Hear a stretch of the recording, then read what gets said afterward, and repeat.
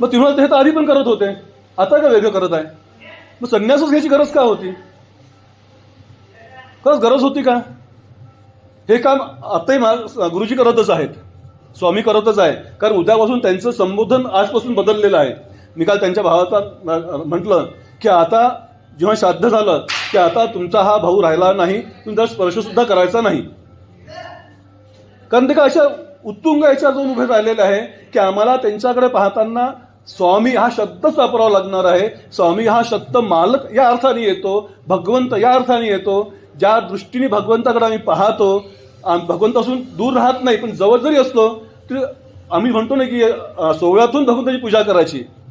म्हणजे नेमकी कशी करायची? काहीतरी रेशमी वस्त्र नेसलं म्हणजे पूजा होईल का? तर मनाच्या शुद्धतेचा प्रत्येक कण जोपर्यंत उजळून निघत नाही तोपर्यंत देवत्वाची पूजा होत नाही. आज गुरुजी या टप्प्यावरून बसले आहेत. त्यांच्या मनातल्या अंतरंगातल्या प्रत्येक कणनकण आज उजळून निघाला आहे. ते विश्वव्यापी झाले आहे. जसं वसुधैव कुटुंबकम आम्ही म्हणतो की नाही, त्यांची वृत्ती होत चाललेली आहे. मग एकट्यासाठी, एकांतासाठी, स्वतःसाठी म्हणून संन्यास घ्यायचा असतो का? तो मुळीच नाही. या समाजातील प्रत्येक आर्तापर्यंत माझ्या मानसिक, आध्यात्मिक, भगवंतपर असलेल्या संवेदना पोचाव्या, त्याचं दुःख दूर व्हावं या इच्छेने समाजाकडे पाठ करून संन्यास कधी चालू शकत नाही. संन्यासाला आपण लोक जे गृहस्थ आश्रमी आहोत ते त्याचे पोशिंदे आहेत, त्या पोसत असतात. त्यामुळे गृहस्थांपासून, या समाजापासून संन्यस्त व्यक्ती हा दूर राहू शकत नाही. समाजात घडणाऱ्या प्रत्येक घडामोडीकडे हा व्यक्ती अधिक करुणेने आणि दयेने पाहत असतो.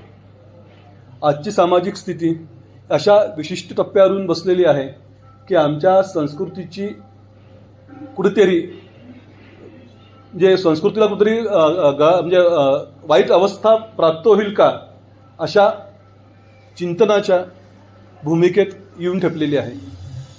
प्रत्येक घरात आज प्रत्येक तरुण व्यक्तीविषयी कुठेतरी काळजीचा स्वर आहे.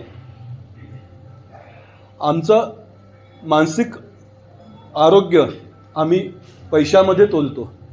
आज नवीन विषय आले, नवीन परवलीचा शब्द किंवा जीवनाचा कृतार्थ शब्द पॅकेज हा आलेला आहे. आणि दुर्दैवाने लग्नसराईसुद्धा आम्ही पॅकेजचाच विचार करून मुलगी देतो की मुलगी आणतो. आम्ही मानवी देहाशी, शरीराशी, धर्माशी किंवा धर्माच्या सांस्कृतिक उज्ज्वलतेच्या सहचर भूमिकेला सुद्धा व्यापार केलेला आहे. त्या स्वाभाविकच या समाजाची स्थिती ही केवळ पैशासाठी, भोगासाठी, सुखासाठी आयुष्यभर धडपडणारी, रक्त ओकेपर्यंत धावणारी अशी आहे. मग अशा अवस्थेत जेव्हा संन्यास होतो, घेतला जातो, घेण्याचा विचार करतो, त्या व्यक्ती नेमका विचार का करत असेल? मला माझ्या मोक्षाचाच अधिकारी मलाच व्हायचा आहे, मला केवळ मोक्षच मिळवायचा आहे म्हणून समाजाकडे, धर्माकडे, संस्कृतीकडे पाठ फिरवून आपल्या आनंदात मग्न असणारा संन्यासी कधीही संन्यास घेऊ इच्छिणारा व्यक्ती कधीही संन्यास घेऊ शकत नसतो. जेव्हा विवेकानंद या जगात होते तेव्हाचा काळ हा अतिशय दुःखी, कष्टी, दारिद्र्याचा काळ होता. म्हणून त्यांनी दारिद्र्य नारायण असा शब्दप्रयोग वापरला. या समाजातील प्रत्येक दरिद्री व्यक्तीचं दरिद्र हे दूर व्हावं यासाठी शिक्षणासारखं माध्यम नाही. म्हणून ते त्यांच्या प्रत्येक संन्यासाला सांगायचे, बाबा रे, जगात फिरताना एक पाटी आणि भूगोलाचा नकाशा हा घेऊन फिरायचा. जे लोकांना तुम्ही सांगू शकाल, शिकवू शकाल. मग संन्यास व्यक्ती नेमकं काय शिकवणार आहे? आज खरं पाहिलं तर आमच्या मनावर, जसं मी सामाजिक वेगळं वळता बरं, त्यामुळे जरा विषय वेगळा काही क्षणासाठी राहील. आम्ही नेहमी एक पुण्यवी भारत म्हणून शिबिर घेतो, मी घेत आलो आत्तापर्यंत अकोल्यामध्ये. आम्ही एक विषय मांडण्याचा प्रयत्न केला की आमची भारतीय संस्कृती खरंच इतकी खराब आहे का? इतकी वाह्यात आहे का? की आमच्याकडे असं कोणीच तयार झालं नाही का, यांनी काहीच आयुष्यात केलं नाही, किंवा देवदेव सोवळ सोवळ या नावाखाली आम्ही समाजाला आमच्याच दूर लोटत आलो का? जर तुम्हाला पुरावा पाहायचा असेल तर देशिक शास्त्र नावाचं एक पुस्तक लिहिलं गेलेलं आहे. नागसेन नावाचे लेखक आहेत, त्यांनी ते लिहिलंय. त्यांनी सर्वेक्षण मांडलं की आधी काळापासून तर आत्तापर्यंत आमचं शिक्षण कसं होतं, काय दिलं जायचं. त्यात असं आलं की समाजाच्या नव्हे तर माणसाला आवश्यक असणाऱ्या प्रत्येक गरजांच्या शेवटच्या बिंदूपर्यंतचा विचार हा शिक्षणातून परस्पर सहचार्याच्या भूमिकेतून मांडला जायचा.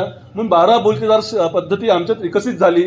प्रत्येक व्यक्तीचं पोषण हे गृहस्थांनी करावं या अनुषंगाने, किंवा एकमेकांच्या देवाणघेवाणातून आमची संस्कृती उजळून निघावी, हा आमचा सामाजिक दृष्टिकोन होता. माझा घरचं उपाशी आणि पोटभर खातो आहे ते विकृती म्हणली आहे संस्कृतीने. मग संन्यासांनी समाज लढत असताना एकांतिक व्हावं का? स्वतःच्या मोक्षाचा पुरता विचार करावा का? आमचे तुकाराम महाराज याला धिक्कारतात.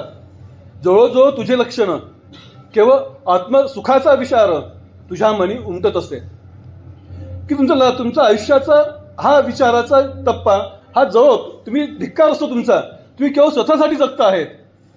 या समाजातील असलेल्या अर्थांचा विषय कोणी हाताळायचा, धार्मिक दृष्टीने सल्ला कोणी द्यायचा, या समाजाला पुन्हा सुसंघटित कोणी करायचं, हे काम आम्हाला आमच्या मार्गदर्शक स्वरूपातील गुरुजींना करायचं आहे. म्हणजे तुमच्या आमच्या दुःखापुरता गुरुजींना एकत्र राहायचं, म्हणजे एका ठिकाणी राहायचं नाही आहे, सतत फिरायचं. म्हणून परिव्राजक ही पदवी भेटते.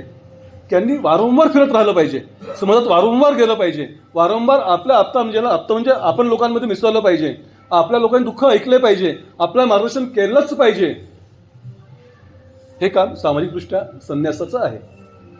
एक असा विषय मानला जातो की परमहंस म्हणजे कोण, की जो जंगलात राहील, जे ग्रंथात वर्णन करते मी सांगतोय, जंगलात राहील, त्याच्या अंगावर कोणतेही वस्त्र नसणार आहे. तो जेव्हा भिक्षेसाठी गावात येईल तेव्हा तिथे पडली चिंधी लोकलज्जेसाठी गुंडाळून घेईल, भिक्षा मागेल, पुन्हा जंगलात जाईल, त्या चिंधी सोडून टाकेल. मग हे नग्नत्व, ही दिगंबर अवस्था म्हणजे परमहंस आहे का? जो स्वतःला कुठे लपवतो आहे, ही अवस्था परमहंस परिव्राजक या स्वरूपात बसते का? असं असतं तर जेव्हा आमचा हिंदू धर्म पूर्णतः विलयाला जायच्या टप्प्यावर आला असताना आद्यशंकराचार्यांनी पुन्हा एकदा पुनर्जीवित केलेली संन्यस्त वृत्ती किंवा संन्यस्त धर्म किंवा आमच्या 4 पुरुषार्थातील मोक्षाचा अधिकारी होण्याचा मार्ग जो संन्यास या नावाने ओळखला जातो, तो खरंच त्यांनी पुनर्जीवित केला असता का? जर आचार्य ठरवलं असतं की मला काय करायचं आहे, हिंदू बौद्ध होत आहे होऊ द्या, जे बौद्ध होणं गैर नाही आहे, पण त्याने जे अवडंबर माजला जात होतो, धर्माची निंदा नालस्ती जी होत होती, समाजामध्ये एक प्रकारची विकृती जी उत्पन्न झाली होती,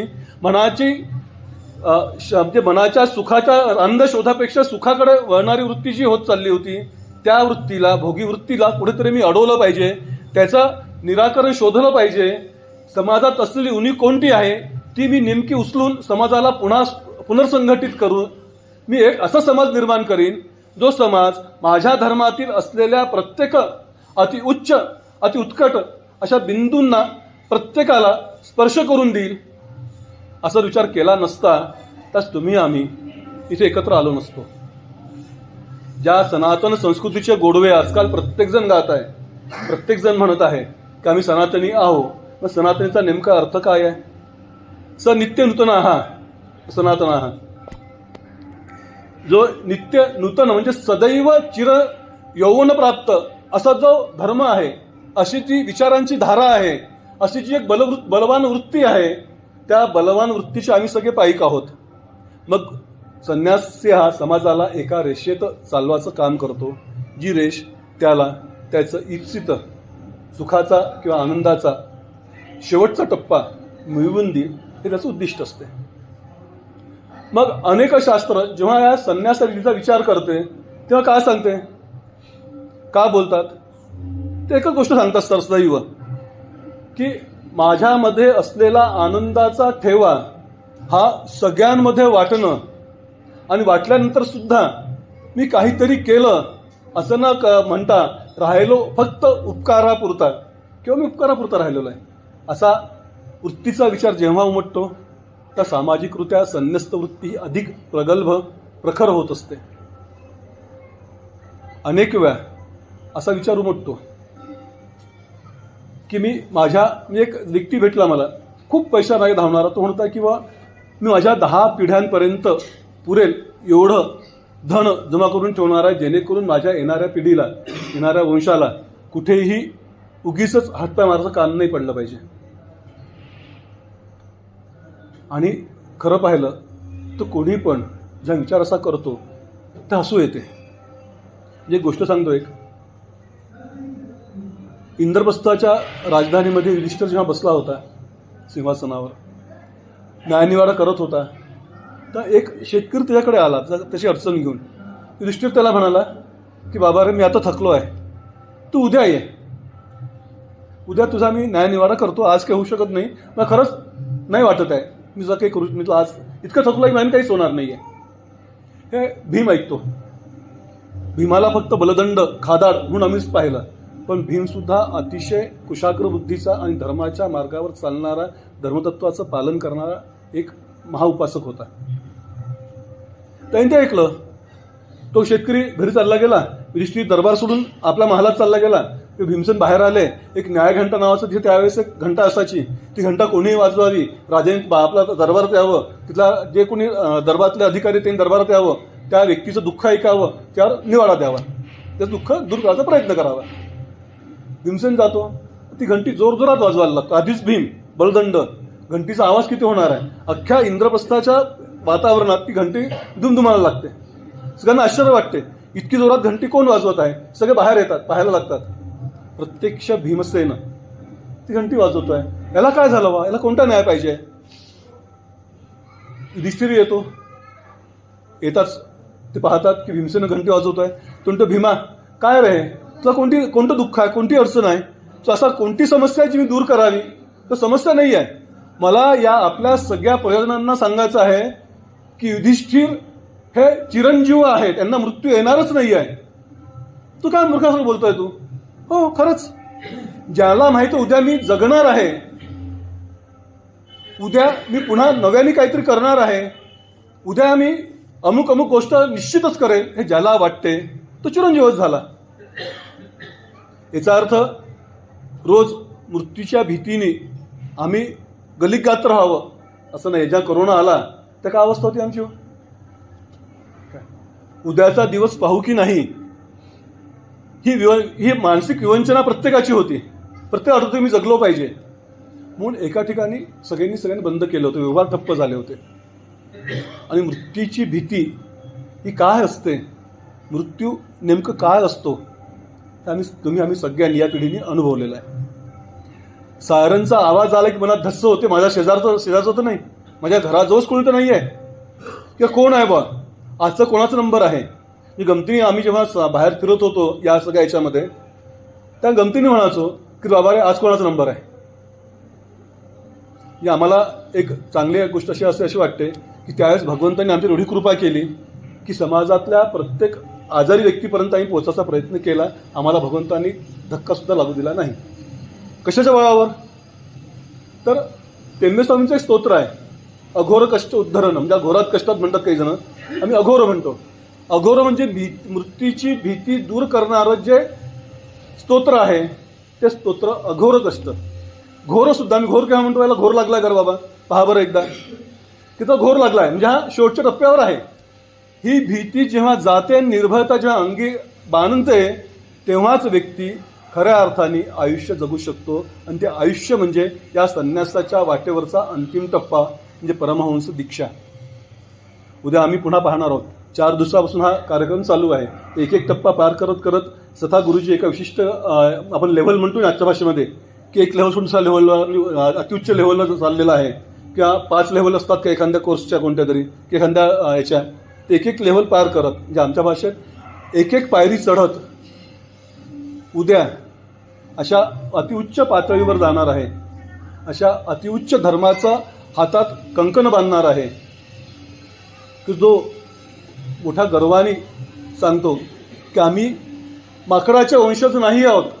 अमृतस्य पुत्रमहम, मी अमृताचा पुत्र आहे, मी देवाचा मुलगा आहे, मी देवाचा वंशधर आहे.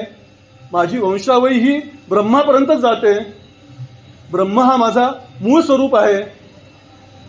त्या ब्रह्मप्राप्तीच्या शोधाच्या मार्गाचा उद्याचा टप्पा हा शेवटचा टप्पा असणार आहे.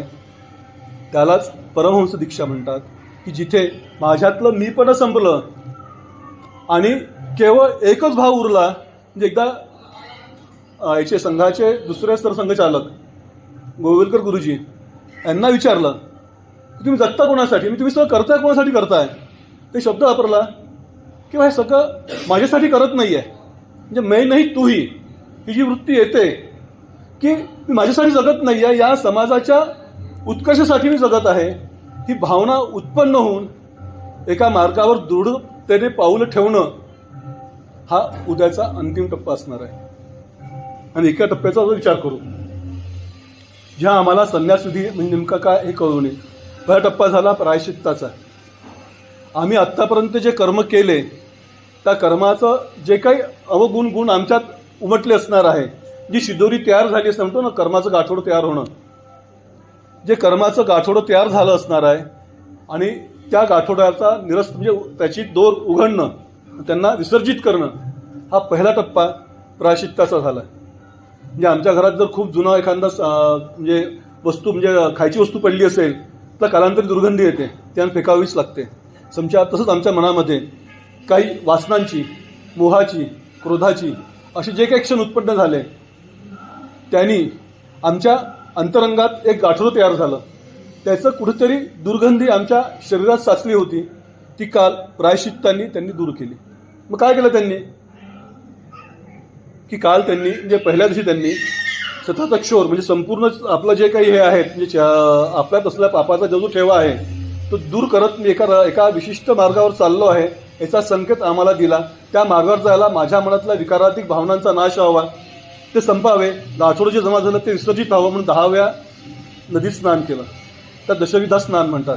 त्या वेगवेगळे पदार्थ वापरले जातात. शेण वापरलं जाते, गोमूत्र वापरलं जाते, माती वापरलं जाते, भस्म वापरलं जाते, दूध वापरलं जाते, मध वापरलं जाते, दही वापरलं जाते, तूप वापरलं जाते, तीर्थ वापरलं जाते. का बरं? आता बाहेरून चोळल्यावर आतला मळ दूर होणार आहे काय? पण प्रत्येक गोष्ट हे सांगत असते की बाबा रे, तुला उद्यापासून नव्हे आत्तापासून या मार्गावर चालायचं आहे. तुझ्या शरीरावर म्हणजेच अंतरंगावर, हा बाह्य प्रयोग नाही आहे, तुझ्या अंतरंगावर कोणतंही कीटन याच्या पुढे जमता कामा नाही. तुझं कर्म हे नेहमी साक्षीभावाने भगवंताच्या विचाराने परिवृत्त होऊन केलं गेलं पाहिजे. आता इथून तू तुझा राहणार नाही, भगवंताचं बाहुलं म्हणून तुला चालायचं आहे. आम्ही नाही म्हणतो ना, कधी बोलताना आम्ही खूप तत्वज्ञान म्हणतो का देवाची इच्छा आहे जे होईल ते, की देवानी बोलवलंच नाही आम्हाला, आम्ही कसंच होतो या क्षेत्रावर काय, की देवाची म्हणजे माझ्या कर्मात नव्हतं, माझ्या प्रारब्धाचा भाग आहे, त्या सहज गोष्टी बोलून जातो, प्रारब्ध, कर्म, देवाची इच्छा. पण कधी डोकावून पाहिलं का? शब्द सहज उच्चारताना त्या शब्दांचा भाव मनामध्ये रुजला का? तो आता रुजव. या पद्धतीने तुला आम्ही ते घडवतो आहोत.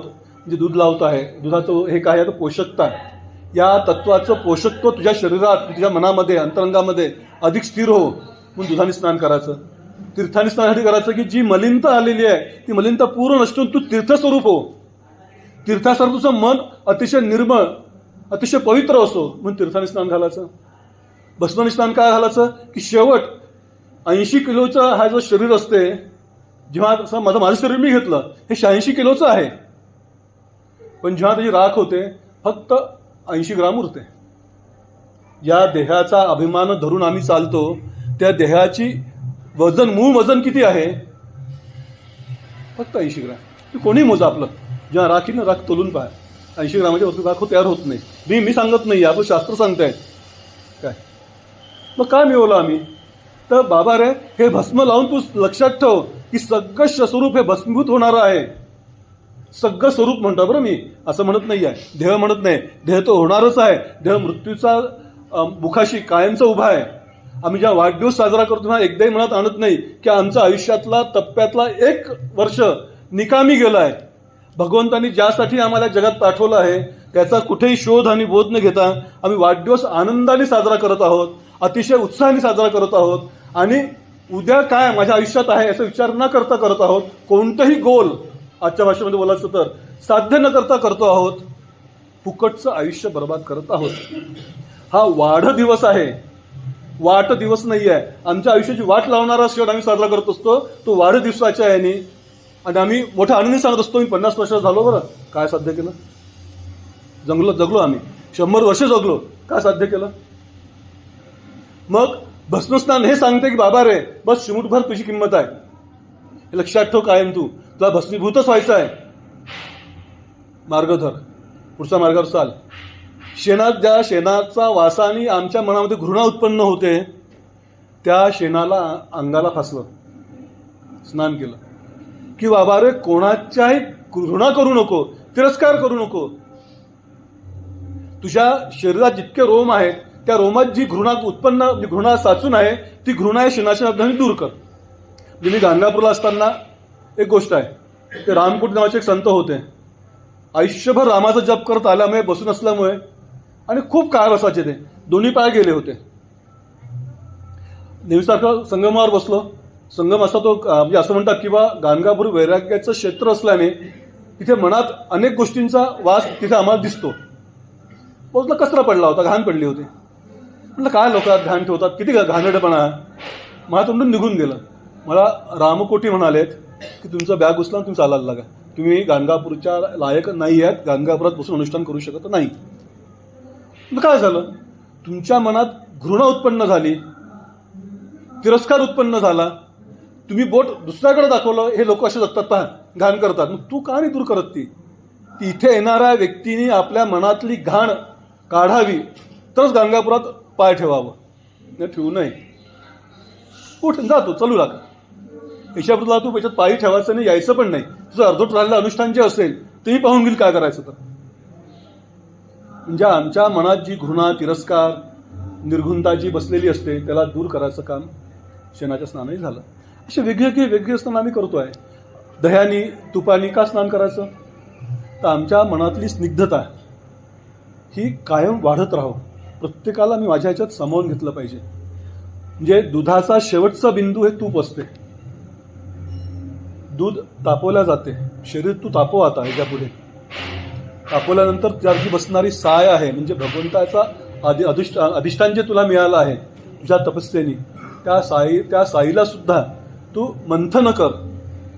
आणि मंथन केल्यावर उमटणारं मिळणारं लोणी तू एकट्याने खायचं नाही आहे, तुला तुपात परिवर्तित करून प्रत्येकाला वाटायचं आहे. म्हणजे मन एवढं स्निग्ध झालं पाहिजे, इतकं दयार्थ झालं पाहिजे, इतकं प्रेमळ झालं पाहिजे की प्रत्येकाच्या याच्यातला बिंदू हा माझ्यामध्ये, त्यातला म्हणजे याचा दुःखाचा बिंदू हा माझ्यामध्ये उमटलाच पाहिजे. मी विश्वव्यापकतेनेच विचार केला पाहिजे. मी त्या अंतिम शोधाच्या शेवटच्या बिंदूचा विचार करताना सर्वसामान्यांचा विचार करत मला आयुष्य जगायचं आहे. असे दशविधा स्नान त्यांनी केलं. त्यातल्या संपूर्ण असणाऱ्या ज्या काही असेल गोष्टी साचलेल्या किंवा जे करायचं आम्हाला असेल, पुढे करायचं असेल, त्या सगळ्याचं सांकेतिक स्नान काल त्यांनी केलं. मग आता राहिलं काल ते स्नान झालं, कुष्मांडहोम नावाचा प्रकार झाला. त्यात माझ्या कर्मामध्ये कोणताही अडथळा येऊ नये म्हणून ते आपण हवन केलं. त्या हवन कशाचं होतं माहिती आहे का? पंचगव्य म्हणजे दूध, तूप, दही, शेण, गोमूत्र या सगळ्याच ते हवन होतं. असं म्हणतात पंचगव्य प्राशन केल्याने आमच्या हाडातील सुद्धा पाप दूर होते. मग जे अग्निमुख आहे त्याला जेव्हा आम्ही पंचगव्य अर्पण करतो तर आमच्या कोणत्याही कर्माला अडथळा आमचं कर्मच आणत असते. त्या सगळ्या कर्माचा विलय त्यांनी त्या याच्यात कुष्मांड होमाच्या माध्यमाने करून टाकला. कुष्मांड होम संपला, तो दिवस तिथेच थांबला. कालचा दिवस झाला. काल त्यांनी आत्मश्राद्ध, म्हणजे मी आमच्या लोकांना नेहमी गमतीने म्हणतो माझं श्राद्ध म्हणतो ना, तुझं श्राद्ध जेवलायस का तू माझं? सो काय काय आमच्या म्हण आहे, श्राद्ध जेवलायस का? तू एवढा मोठा झाला का मला सुद्धा शिकवतो आहे. आता तुम्हाला तो अधिकार प्राप्त झाला सांगण्यात गुरुजींना तुमचं श्राद्ध जेवलं आहे. म्हणजे श्रद्धाचा संपूर्ण टाकणं लौकिकदृष्ट्या काल त्यांनी केलं. म्हणजे स्वतः जिवंतपणे स्वतःचं श्राद्ध त्यांनी जेव्हा केलं त्या मनातला माझा, हे शरीर माझं आहे हा भाव त्यांनी लयास म्हणजे लय केला श्राद्ध या माध्यमाने. श्राद्ध कोणाला म्हणतात? श्रद्धेती क्रियते श्राद्ध. जे श्रद्धेने केले जाते ते श्राद्ध आहे. श्रद्धा कुठून उत्पन्न होते? मनाच्या अशा भागातून श्रद्धा तयार होते जिथे आमची संकल्पशक्ती अधिक दृढ होत जाते. आमचा जीवनविषयक दृष्टिकोन हा बदलत जातो. संकल्प परिपूर्तीसाठी लागणारे कठोर श्रम ते सहजरित्या स्वीकारला जातात. त्याला श्राद्ध म्हणतात. गुरुजींनी काय केलं? काल स्वतःचा विलय केला. मी नाही, आता याच्यापुढे मी नाही. मी हा देहस्वरूप नाही आहे. मी या देहाच्या पुढे जाऊ. मग कोण आहे? जसे एक कथा आहे आपल्या प्राचीन ग्रंथामध्ये की असुर आणि देव म्हणजे इंद्र आणि असुर दोघंजण जेव्हा शिकायला बृहस्पतीकडे गेले तर तिथे त्यांनी संपूर्ण शिक्षण दिल्यावर सांगितलं, जा तर पुढचं शिक्षण पाहिजे ना, ब्रह्म पाहिजे ना तुम्हाला, अध्यात्म पाहिजे ना तुम्हाला, जी विद्या ही आयुष्याचा शेवटचा टप्पा आहे ती पाहिजे ना, तर जाऊन नदीमध्ये डोकवा. तर असुर आणि देव हे गेले, नदीमध्ये डोकावलं. ज्यांना कळलं की देह म्हणजेच मी आहे ते असुर तिथून निघून गेले. लक्षात मी पुढे शब्द खूप आपल्यावर आरोप खूप मोठा करणार आहे बरं, ते लक्षात ठेवा गोष्ट आहे का. निघून गेले ते असुर झाले. म्हणजे देव लोकात त्यांची गणना झाली नाही, देवांचे शत्रू झाले. ज्यांनी विचार केला हे दिसणारं प्रतिबिंब म्हणजे मी आहे का, जर दिसणारं प्रतिबिंब मी असेल तर मी कोण आहे, हा देह कोण आणि हे कोण, दोन भिन्न व्यक्ती झाले की नाही. एकाच स्वरूपात दोन व्यक्तीला क्लोन म्हणतो आजच्या भाषेमध्ये. मग भिन्न आहोत का आम्ही. विचारांचं चक्र सुरू झालं. पुन्हा गुरूंकडे गेले. त्यांनी म्हटलं की भाई काय प्रकार आहे, आम्हाला कळला नाही. दिसणारं स्वरूप म्हणजे पाण्यात प्रतिबिंब मी की हा उभा असला देह मी. भगवत जेव्हा बरोबर सांगतात पाण्यात पडणारं प्रतिबिंब हे तुझंच स्वरूप जरी असलं तरी ते खोटं आहे, मायावी आहे. पण तू जो आहे ना, जे प्रतिबिंब पाहिलं तुझ्या आतमध्ये आहे ते तू शोध, त्या शोध घे. मग तप कर म्हणजे तपस्या कर. तपम कृत्वा 3 वेळा तपाचा उल्लेख त्यांनी केला. तू तप कर. आता मला असं म्हणायचं आहे की आम्ही कोणत्या वृत्तीत मोडतो. हा देह माझा आहे म्हणून आम्ही सगळेजण आम्ही ज्यात मी पण येतो बरं, असं म्हणत नाही की मी नसणार आहे. या देहावर प्रेम करणारा प्रत्येक व्यक्ती तुम्ही आम्ही असुर वृत्तीचेच द्योतक आहोत, असुरी वृत्तीनेच वागत आहोत. कारण दुसऱ्याविषयी ईर्ष्या उत्पन्न होणे हे असुर व्यक्ती सगळ्यात मोठं गुण सांगितलेला आहे. तो तुम्ही आम्ही जगत आहोत. तो काल संपूर्ण शरीरात म्हणजे आमचं स्वतःचा मूळ रूपात संपवणं म्हणजे श्राद्ध. जे श्राद्ध आत्मश्राद्ध गुरुजींनी काल केलं. आज अग्नीत काय आहुत्या दिल्या, त्याला वीरजा होम म्हणतात. वीरजा काय विचार की मला माझं सगळंच तुम्ही काल संपवलं, मग राहिलं काय आता, कशाचा होम करायचा आहे. तरीसुद्धा राहिलेल्या काही इच्छांचा, महत्त्वाकांक्षेचा किंवा माझ्या मनात उत्पन्न झालेला अशा भावाचा की जो भाव मला कुठेतरी माझ्या घेत असलेल्या संन्यस्त वृत्तीचा अभिमान उत्पन्न करेल, त्या अभिमानी वृत्तीचा त्याग आज त्यांनी वीरजाहोम नावाच्या पद्धतीने करून माझं सगळं संपलं आहे. आता मी फक्त उपकारापुरता उरलेलो आहे. कारण शरीर तर आहे, दिसतेत आहे, गुरुजी आम्हाला दिसतात आहे, शिराणी दिसतात आहे, बोलतात आहे, कोणाला सूचना करतात तू हे कर, तू ते कर, ते कर सांगत आहे. मग त्यांनी काय सोडलं, काय केलं, कशाचा त्याग केला. तर आमच्या मनात कुठेही न्यून अशी आसक्ती राहिली असेल, स्वल्प अशी आसक्ती राहिली असेल, ती आसक्तीचा सुद्धा मी इथे त्याग करतो आहे आणि वीरवृत्तीच्या मार्गावर मी प्रवृत्त होणार आहे. आता वीरवृत्ती म्हणजे काय हो, प्रत्येक वेळेस जगताना आम्हाला पुरुषार्थानेच जगावं लागते, वीरत्वाची भूमिका घेऊनच जगावं लागते. पण जेव्हा शरीर क्लेश स्वीकाराची वृत्ती, उद्या काय मिळेल याची भ्रांत, आमचं कोणत्या वाटेने जाऊ, कोणत्या ठिकाणी उभं राहू अशी अवस्था पुढे संकट म्हणून विचार कर जेव्हा केला जातात, संकटांचा विचार केला जातो, तेव्हा ते कसे स्वीकारायचे. तर पुन्हा मी परमहंसावर येणार आहे बरं. परमहंस म्हणतात म्या करणारी बकरी ही मारला जाते, पण मामा म्हणणारी मांजर म्याव म्याव करत जी मामा म्हणते त्या मांजरीचं पिल्लू जेव्हा म्हणत असते म्याव म्याव किंवा मा मा म्हणत असते, त्याला शोधत त्याची आई तिथपर्यंत येते, तर ती उचलून घेऊन जाते, दूध पाजते, उचलून घेऊन जाते, जे काय असेल ते घेऊन जाते. मग भगवंतानी माझ्याकडे यायचं असेल तर मी काय केलं पाहिजे? वीरवृत्ती तीच आहे की जी भगवंताच्या प्रत्येक निर्णयाला स्वीकारून स्वतःचा विचार न करता, कष्टाकडे न पाहता पुढे जाते. त्या वृत्तीला वीरवृत्ती म्हणतात. तुम्ही आम्ही या संसारात जगत आहोत, फक्त जगत आहोत. पण या सगळ्यांना सोडून उद्या माहीत ज्या आता गुरुजींना माहीत पण माझे कुटुंब पूर्ण होतं.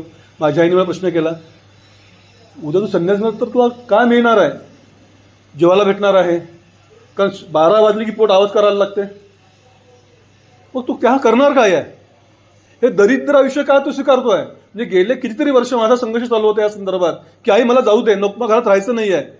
हे म्हणजे तेव्हा मी शब्द वापरला होता का भिकार डोळा आहे तुझे. पण या भिकारा डोळ्याचा आनंद हा आम्हाला माहिती काय असतो. तर सगळीच भ्रांत आहे. उद्याचं माहीतच नाही काय होणार आहे. उद्यासाठी आम्ही जगतच नाही. आज मिळाला संपला विषय. म्हणजे असं सांगतात की एक संन्यासी एका गावात गेला, एका घरी थांबला. त्या घरी थांबल्यानंतर त्यांनी आग्रह केला की बाबा आमच्याकडून तू काहीतरी घे. तो नाही, मी संन्यासी मी घेणार नाही काही, बा नको आहे काही. तर काही तर घ्या. तर एक खडीसाखरेचा छोटासा तुकडा, एक लवंग त्याला दिली. त्यांनी ती लवंग आपल्या पदराच्या गाठीत बांधली आणि झोपला. दुर्दैवाने मृत्यू आला. आता प्रश्न असा पडला की संन्यासी आहे तर काय करायचं बा, विधान कसं त्याचं काय सांगते. म्हणून खूप घनघोर चर्चा प्रत्येकात चालली होती त्या गावातल्या लोकांमध्ये. तितक्यात आचार्य तिथे आले. आचार्यांना विचारत, बरं तुम्ही आलात, आमच्या इथे असं संन्यासी आहे, त्याचा देहांत झाला आहे, त्याचं काय करायचं? थांबा म्हणे जरा 2 मिनिटं. ते त्यात चाचपडलं सगळं. पदरामध्ये लवंग आणि खडीसाखरेचा तुकडा होता. हा संन्यासी नाही आहे म्हणे, गृहस्थाचे उपचार करा, जाळून टाका त्याला. आम्हाला जायला जात नाही. आम्हाला या धरणीच्या म्हणजे आम्हाला गाडला जातो, समाधीस्थ भूसमाधी आम्हाला विद्या जाते, पाण्यात किंवा प्रभावित केला जाते. आम्हाला उपचार अग्नीचा होत नाही, कारण आम्ही अग्निप्राशन करायचा एक विधी आम्ही केलेला असतो. म्हणजे गाठी एवढीशी लवंग किंवा हे सुद्धा म्हणजे खडीसाखर तरी आम्ही आमच्यासाठी म्हणून ग्रहण केली, तरी सुद्धा म्हणतात की आम्ही म्हणतो पुढच्या पिढीची तरतूद करत आहोत. आम्ही उद्याचा विचार करून ती लवंग बांधून ठेवली, उद्या घेऊ बा आपण, खाऊ बा. उद्याचा विचार मी केला. आचार्य म्हणतात की हा संसारी व्यक्ती आहे. संसारी व्यक्तीने विचार उद्याचा करायचा, संन्यासानी नाही. म्हणजे काय, आज हे जे पात्र आणलेलं आहे, या पात्रात पडणारी भिक्षा जेवढी मिळेल तेवढी खायची, पात्र विसरून ठेवून द्यायचं. उद्याचं माहीत नाही, उद्या पुढच्या प्रवासात उद्या कळेल. म्हणजे टेंबे स्वामी जेव्हा प्रवास म्हणजे संचारात होते ते 13 दिवस त्यांना अन्नाचा कण सुद्धा भेटला नाही. की आता जे आपण वारंवार रील्स पाहतो, प्रेमानंद नावाचे महाराज एक वयाच्या 13व्या वर्षी घर सोडलं, वृंदावनात आले, फिरले, भिक्षा भेटली नाही. म्हणजे जेव्हा पोटात कावे ओढायला लागल्या तर शक्यच नाही, काहीतरी खाल्लंच पाहिजे. तेव्हा 2 मुठी वृंदावनची वाळू खाल्ली. ते दोन्ही किडण्या केल्या. पोटाची तर भ्रांत आहे, पण केव्हा कशी, तर फक्त आजच्या पुरती, उद्याची नाही. 13 दिवस टेंबेस्वामी उपाशी राहिले. 14 दिवशी भिक्षा भेटली. ती भिक्षा सुद्धा पोटभर नव्हती, मुठभरच भेटली, पण आनंदाने ग्रहण केली. दुःख असताना म्हणजे भिक्षा मिळत नसताना ते दुःखी होते का? तेव्हाही दुःखी नव्हते. प्रवास चालूच होता. आम्ही 2 दिवस जर जेवलो नाही तर एक पाऊल पुढे टाकू शकत नाही, अशी अवस्था आमची होते. ते टेंबेस्वामी 13 दिवस भिक्षा न मिळता, पोटात काही न जाता चालत राहिले. हे कशाच्या बळावर? तर धारण केलेल्या धारणाशक्तीच्या बळावर ते चालत राहिले. ती वृत्ती म्हणजे वीरवृत्ती. आता माशी म्हटलं मी की आम्ही अग्निप्राशन केलेलं आहे. आता मी माझा देहाचा, माझा मीचा त्याग केला. हा देह आहे. मी काल त्या सहज गमतीने म्हटलं गुरुजींना की आता तुम्ही मनुष्यात राहिले नाही. मग काय झाले आहे? स्वतःचं श्राद्ध केले, प्रेतत्व माझ्याकडे आलेलं आहे, जडत्व माझ्याकडे आलेलं आहे. प्रेत हे जड असते, श्वास हा चैतन्यमय असतो, पण चालता फिरता प्रेत आहे मी. मग त्या प्रेताला काहीतरी आकार द्यावा लागेल ना, चैतन्य उत्पन्न करावं लागेल ना. तर चैतन्य म्हणजे काय? सावित्री प्रवेश. त्या अग्नीला, त्या सावित्रीला म्हणजे प्रखर अग्नीला मी माझ्या शरीरात धारण करणार आहे. मग तो धारण विधी झाला, चैतन्याला मी धारण केलेलं आहे. जे चैतन्य सूर्यरूपाने या सृष्टीला संचलित करते, त्या सूर्यरूपी चैतन्याला मी धारण करून मी सूर्यमय झालेलो आहे. मी असं आत्मतत्वाचा वलयात प्रवेश केलेला आहे इथे केवळ देणंच आहे, घेणं नाही आहे. सूर्याने जर म्हटलं की मी या घरात प्रकाश टाकणार नाही, होऊ शकणार आहे का? पावसाने म्हटलं मी या विहिरीतच पडेल, होऊ शकणार आहे का असं? मी आता चैतन्य धारण करत, अग्नीला प्राशन करत, अग्नी पोटात साठवत मी या जगताचा झालेलो आहे. मी माझा चैतन्य धारण केलेला आहे म्हणून सावित्री प्रवेश झाला. आता उद्या काय होणार आहे? उद्या पुन्हा सकाळी हे जाणीव करून दिलं जाणार, तू चैतन्याचा पुंज आहेस, तत्व आहेस. तू जरी उद्या या मार्गावर चालणार असलं लक्षात ठेव, तू चैतन्य स्वरूप आहे. म्हणून पुन्हा एकदा सावित्री प्रवेश हा विधी होणार आहे. या विधीनंतर आम्ही पाण्यात उतरणार आहोत कमरे एवढ्या. आता माणसाला सगळ्यात मोठी आसक्ती किंवा सगळ्यात मोठा मोह ही लज्जा या नावाने आहे. काय स्वलज्जेचा उद्या त्याग होणार. आम्ही लज्जा सुद्धा राहणार नाहीये. याचा अर्थ काय आम्ही वेगळं करणं अशाला भाग नाही आहे. तर आम्ही जेव्हा या कृष्णेच्या पावन तीर्थात गुरुजी उद्या उतरतील, काय मंत्राच्या अशक्त नाहीच, पुन्हा सांगितलं जाईल की बाबा रे, तू आता शेवटच्या घडीवर आलेला आहे, शेवटच्या टप्प्यावर आलेला आहे. या सृष्टीची जी सवितू आहे त्या सवितूच्या याच्यात वर्तुळात तू प्रवेश करणार आहे. आता तू शरीराचं सगळं धारण केलेलं सोडून टाक. तू आता अशी म्हटलं की नाही, तू तुझा राहायला नाही आहे. तू या दशदिगांत म्हणजे जे 10 दिशा आमच्या आहेत त्या 10 दिशांचा स्वामी तू झालेला आहेस. तो अधिकार तुला मिळालेला आहे. त्या दिगंबर हो. शरीरातल्या वस्त्रांचा त्याग करायचा आहे. तर त्याग केल्यावर पाण्यातून बाहेर यायचं आहे. मग अशा वेळेस गुरु म्हणजे ते सद्गुरू सांगतात की जा तू या लोकांना इतकं अंतर चालत राहा, फिरत म्हणजे जा, पायी जा, पळत जा, काही सांगतात ते. कशासाठी? की आमच्या सगळ्या गोष्टी लोक काय म्हणतील याच्याभोवती केंद्रबिंदूत आहे. किंवा मी असं वागलो लोक काय म्हणतील, मी असं केलं लोक काय म्हणतील, असं झालं वागलास तू तर लोक मला काय म्हणतील. लोक काय म्हणतील या वृत्तीचा त्याग हा शेवटपर्यंत जात नाही. तो त्याग उद्या गुरुजी करणार आहे. याचा अर्थ गुरुजी लोकांकडे पण जगले नाही कधी, पण तो कुठेतरी मनामध्ये असते लोक काय म्हणतील. ही रिया जी आमच्या मनामध्ये बसलेली असते त्या रियेचाही उद्या ते त्याग करणार आहे. लोक काय म्हणतील, हा नाही की मी माझ्या मार्गावर चाललेलो आहे, माझा मार्ग या देशांचा जो अधिपती आहे. म्हणजे एक सुंदर केनोपनिषद नावाचं उपनिषद आहे, केनोपनिषद. ते म्हणते की या प्रत्येक प्रेरक शक्तीच्या मागची प्रेरणा कोण आहे, ते तत्व कोणतं आहे, ते तत्व तुम्ही मला सांगा, मला कळू द्या. की डोळे पाहतात आहे म्हणजे काय करत आहे, पण डोळ्यात कोणती शक्ती असते, ती शक्ती हे सगळं पाहत असते. ती शक्ती म्हणजे कोणती? आता मी बोलतो आहे त्या वाचेची वागदेवता कोणती, त्याचं मूळ प्रेरक शक्ती कोणती, प्रेरणा कोणती. जेव्हा समोरचा आमच्याशी बोलतो आणि फटकीन उत्तर देतो आणि विचार करतो का काय उत्तर द्यायचं, एकदम बोलतो की बा ठीक म्हणजे काय, कसं काय, आनंदात आहे. हे कुठून उत्पन्न झालं, कुठून आलं काय, या सगळ्याचा शोध मला घ्यायचा आहे. त्या परावाणीपर्यंत मला जायचं आहे. आमच्या 4 वाणीचे प्रकार आहे. ती परावाणी आमच्या या वाणीची मूळ स्वरूप आहे. ती परा म्हणजे ही चैतन्य शक्ती जी आम्ही धारण केलेली आहे त्या चैतन्य शक्तीचं मूळ स्त्रोत आहे. त्या स्त्रोताकडे जायचं आहे. त्यामुळे लोकलज्जाचा त्याग करायचा आहे. लोक काय म्हणतील याच्यावर जगायचं नाही आहे. म्हणून त्या दिगंबर अवस्थेत 5 पावलं 10 पावलं गुरु सांगतील तेवढं चालायचं आहे.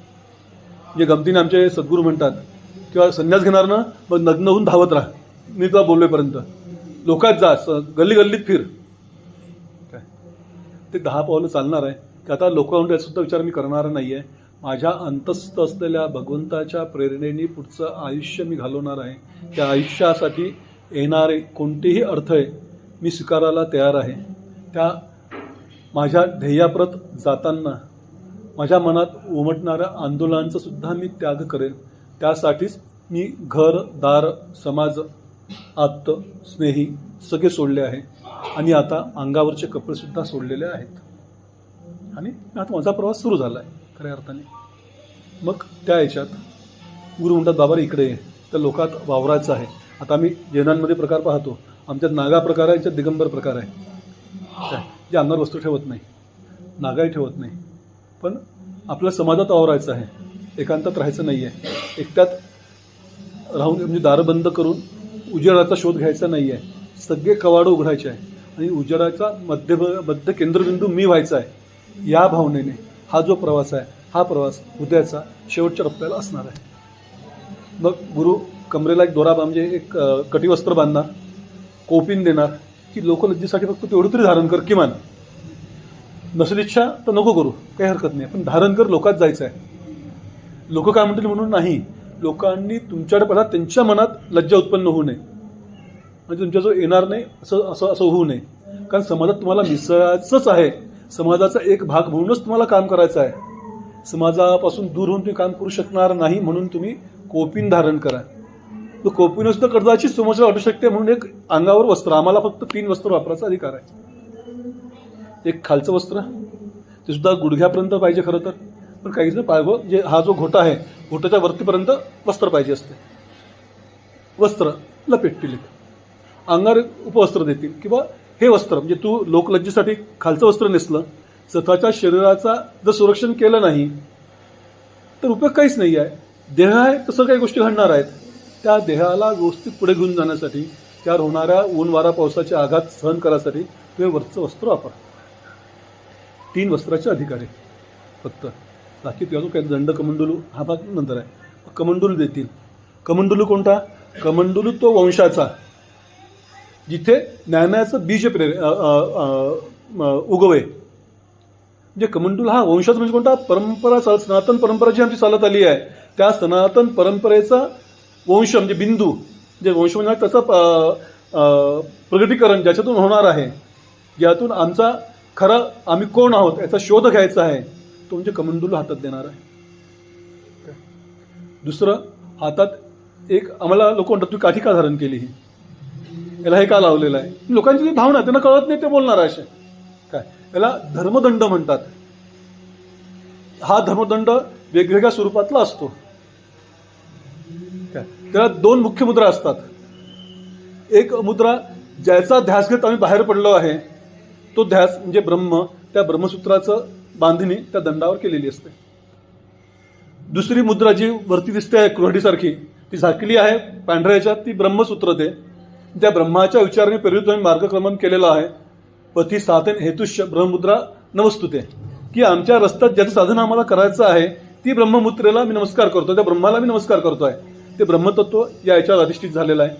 दुसरी परशुमुद्रा, कुऱ्हाडीसारखी दिसते भगवी, ती परशुमुद्रा काय आहे ते सांगते का? हा अधिकार देते का आम्हाला की आम्ही कुठेतरी आमच्या स्वविचारात रममान होणार आहे? अधिकार देत नाही. या समाजातल्या अनिष्ट रूढींवर प्रहार करत धर्माचं योग्य मार्गदर्शन आणि स्वरूप सांगणं, तरी वेळ पडली तरी कठोरतेने वागेल आणि समाजाला एकजिन्सी आणि एका स्वरूपात ओवायचा प्रयत्न मी करेन, ही सांगणारी ती मुद्रा आहे. पण आता 2 मुद्रा झाल्या, तर आम्हाला असा उपदेश केला जातो की बाबा रे, या दंडवत म्हणजे त्या काष्ठासारखं तुझं आयुष्य असलं पाहिजे, त्यावर कशाचाच परिणाम होत नाही, सुखदुःखाची जाणीव त्याला नसते, ती जाणीव तुझ्यापर्यंत कधी न पोहोचो, ती उत्पन्न न हो, याने तू हा दंड धारण कर. त्या दंडाला वंश दंड सुद्धा म्हणतात. म्हणजे बांबूचा, बांबू हा कधीही मरत नाही, कधीही संपत नाही, ती तोडली पुन्हा नव्याने सुरू होतो. तर या समाजात आम्ही वावरत असताना आमचा परंपरा ही कायम पुढे चालणार आहे, याची काळजी तू करण्यापेक्षा ती भगवंतावर सोड. तू फक्त करत राहा, फक्त चैरेवती चैरेवती. का चैरेवती? उत्तिष्ठ भारत, की भारत म्हणजे कोण? प्रत्येकाच्या मनामध्ये ही प्रेरणा जोपर्यंत जागृत होत नाही की आम्ही या दिव्यत्वाचे प्रवासी आहोत, दिव्यत्वाचा अंश आहोत, देवाचे अंश आहोत, तोपर्यंत तू या समाजामध्ये ती प्रेरणा प्रेरित करत राहा की ज्या प्रेरणेने प्रत्येक व्यक्ती माझा नाही तर माझ्या शेजारच्या संपूर्ण समूहाचा विचार करेल. भलेही मला कोणी काहीही म्हटलं तरी मी एकच काम करत राहील की मला माझ्या शेजारचा किंवा माझ्या कुटुंबातला, समाजातला, देशातला प्रत्येक व्यक्ती सुखी होणार नाही तोपर्यंत मी चालत राहणार आहे, मदत करत राहणार आहे. जे जे शक्य आहे ते मी करत राहणार आहे, किंवा नाही जमलं तर त्याच्याविषयी सदिच्छा व्यक्त करत राहणार आहे. त्या सदिच्छा स्वरूपात हा दंड आहे. जेव्हा संन्यासी दंड धारण करतो तेव्हा तो नारायण स्वरूप होतो. याच्या पुढे कोणी गुरुजींना नमस्कार करताना मी नमस्कार करतो असं म्हणणार नाही आहे. गुरुजी तुम्हाला आशीर्वाद देणार, कधीही तो कल्याण हो असा आशीर्वाद देणार नाही आहे. तुम्ही त्यांना नमो नारायण म्हणणार. हे नारायणा, हे भगवंता, या सृष्टीच्या चलनकर्त्या, मी तुला वंदन करत आहे, तू या देहस्वरूपात मला वाटतो आहे. त्यावेळेस गुरुजी का म्हणणार आहे? नारायण. का नारायण म्हणणार आहे ते? की तुझ्यात जो नारायण, माझ्यात जो नारायण तू पाहतोय तो नारायणच तुझ्यामध्ये वसलेला आहे. त्या नारायणाला वंदन करत आहे. तो नारायण तुझं आयुष्य पुन्हा एकदा ज्या कामासाठी तू आलेला आहे त्या कामाची प्रेरणा जागृत करो आणि त्या प्रेरणेने हा मार्ग जो ऊर्जस्वल मार्ग आहे, हा वरती जाणारा मार्ग आहे, हा सनातन मार्ग आहे. याच्यात कधीही क्षय नाही, लय नाही, कोणत्याही प्रकारचं मृतवत्व नाही. अशा मार्गाला तू अधिकारी हो. आहेसच, अधिकारी होणे आहेसच, तू त्या मार्गाला जा. याच्यापुढे कोणी त्यांना नमस्कार करतो गुरुजी असं म्हणणार नाहीये. रस्त्यात कोणी संन्यासी, दंडधर संन्यासी दिसला, कोणी भगवस्त्र घातलेला दिसला, तर आम्हाला लक्षात ठेवायचं आहे त्यांनी त्या नारायणाला प्राप्त करायला तो त्या मार्गावर चाललाय, म्हणून त्याला फक्त नमो नारायणच म्हणायचं आहे, दुसरं काहीही म्हणायचं नाहीये. हे नारायण, हे तुझ्यात बसले नारायणा, मी तुला नमस्कार करतोय असं म्हणताना माझ्याकडे पाहावं लागणार आहे ना मला. एकदा जेव्हा सीतेला शोधाची वेळ आली तेव्हा हनुमंत होता, अंगद होता, जांबुवंत होता आणि काही कोस योजने लांब लंका होती. सगळं विवेचन पडलं, कसं जायचं, कसं शोधायचं, कसं पाहायचं. त्या जांबुवंत हनुमंताला म्हणतो, अरे तुझ्यातलं तुझी माहित नाही, तुझ्यामध्ये काय ताकद आहे तुला माहित नाही आहे. त्या ताकदीचं मी तुला सांगतो. तू लहानपणी सूर्याला गेला होता, सूर्याकडे तू फळ म्हणून पाहिलं होतं, त्या पकडाला तू सूर्यलोकात गेला होता. आता हे तर काही अंतरच आहे, फक्त निश्चित जाऊ शकशील. तशा आम्हाला आमचा अंतस्थ जो भगवंत आहे त्याचं स्वरूप दाखवायला अशा जांबुवंतांची, म्हणजे गुरुजींसारख्या लोकांची गरज या समाजाला जास्त आहे. म्हणून गुरुजी उद्या अशा मार्गावर चालणार आहे. तो मार्ग क्षीर नीर, म्हणजे पाण्यातून दुधाला वेगळं करणारा असणार आहे. विवेकाच्या मार्गावर चालणार आहे. सदैव म्हणजे आपलं चिंतन, राष्ट्रचिंतन, भगवत चिंतन, परब्रह्मचिंतन इथे होणार आहे. अशा मार्गावर च्या उच्च अवस्थेला उद्या स्वामी प्रवेश करणार आहे. पण आज आम्हाला गुरुजी दिसतात त्याचं एक स्वरूप आहे.